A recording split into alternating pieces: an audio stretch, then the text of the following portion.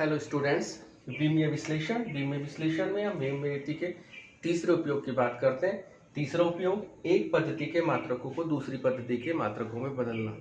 Students, इस उपयोग को समझना है तो हमें सबसे पहले ये बात याद रखनी पड़ेगी कि किसी भौतिक राशि के आंकिक मान और मात्रक का गुणनफल सदैव निश्चित रहता है, सदैव कांस्टेंट रहता है।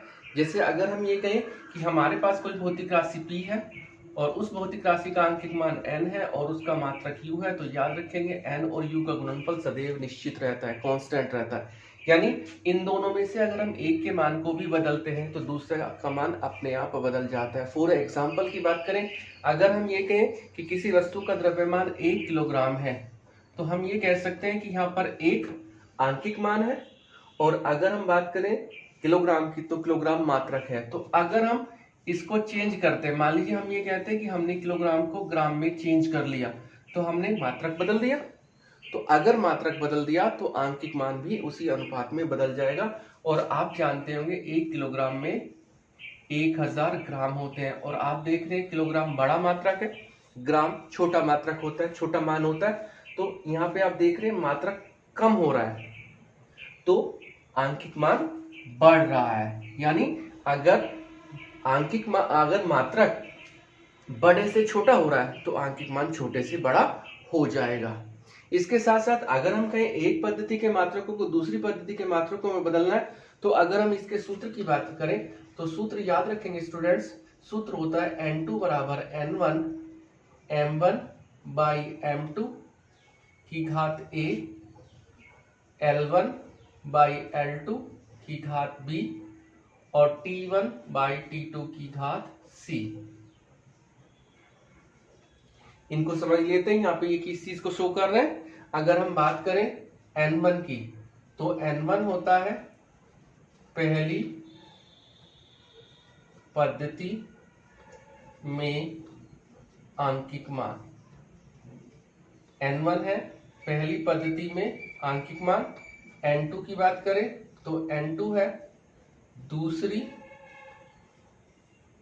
पद्धति में आंकिक मान। यहाँ पे दूसरी पद्धति का मतलब आप कह सकते हैं टारगेट, यानी जहां पे हमें जाना है।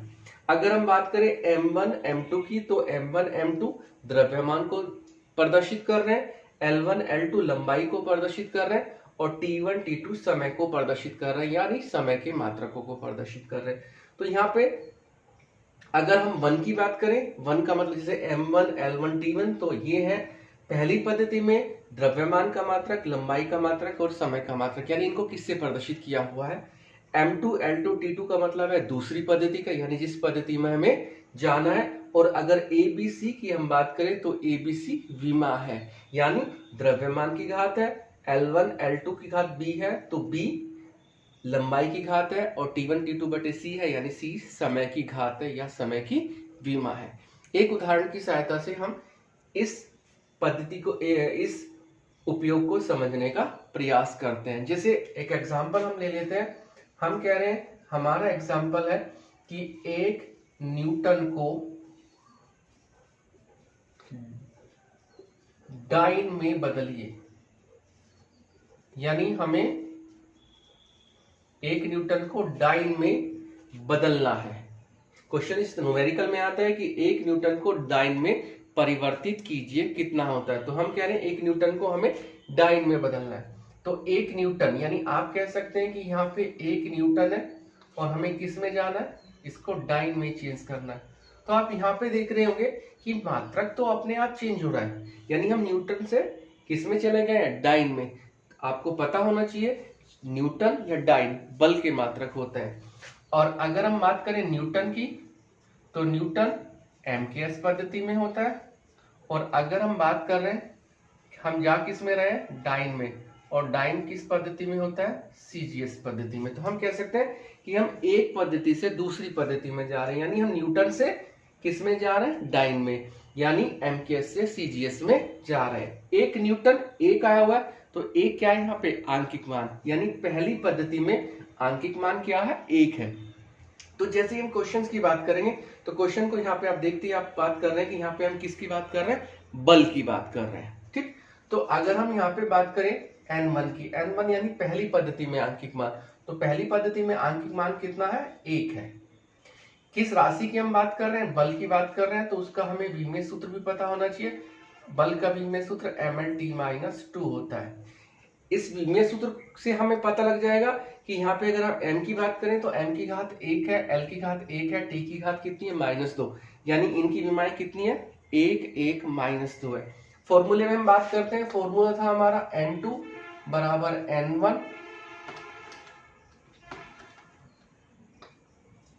m1 बाई m2 की घात a, l1 बाई l2 की घात b, t1 बाई t2 की घात c। तो देखिए n1 यानी पहली पद्धति में आंकिक मान तो 1 ही हो गया। अब हम बात कर रहे हैं m1 l और t की। तो देखिए m1 1 को आपको बताया था कि 1 का मतलब क्या होता है, पहली पद्धति में मान। तो m1 यानी द्रव्यमान का पहली पद्धति में मान। पहली पद्धति है m केस, तो m केस में आपको पता ही है द्रव्यमान को किस में प्रदर्शित करते हैं, किलोग्राम में।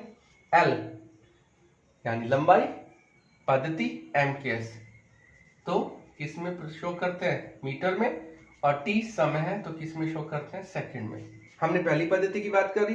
किस पद्धति में जा रहे हैं आप, डाइन में बदलना है तो सीजीएस पद्धति में जा रहे हैं। सीजीएस पद्धति में आपको पता होना चाहिए जो द्रव्यमान है वो ग्राम में होता है, जो लंबाई होती है वो सेंटीमीटर में होती है, और समय किस में होता है, सेकंड में। अब बात कर लेते हैं एबीसी की। हमने आपको बताया था एबीसी क्या होती है, यहाँ पे घात होती है।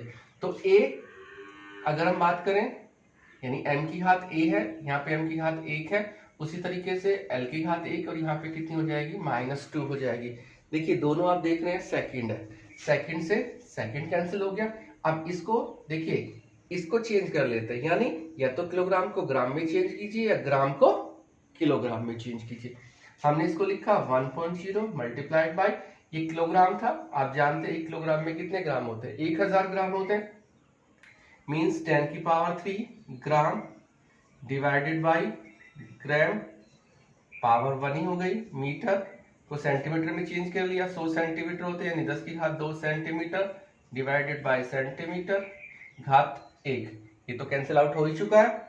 ग्राम से ग्राम कैंसिल हुआ, सेंटीमीटर सेंटीमीटर कैंसिल हुआ, ये हो गया 1.0, 10 की पावर 3 और 10 की पावर 2, तो कितना हो गया 10 की पावर 5। ये वैल्यू किसकी आई है, n2 की।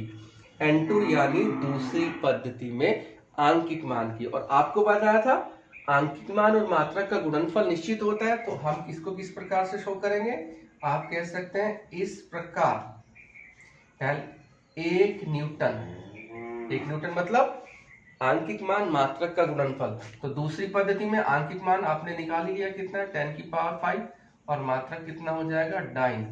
तो 1 न्यूटन किसके बराबर होता है, 10 की पावर 5 डाइन के बराबर होता है।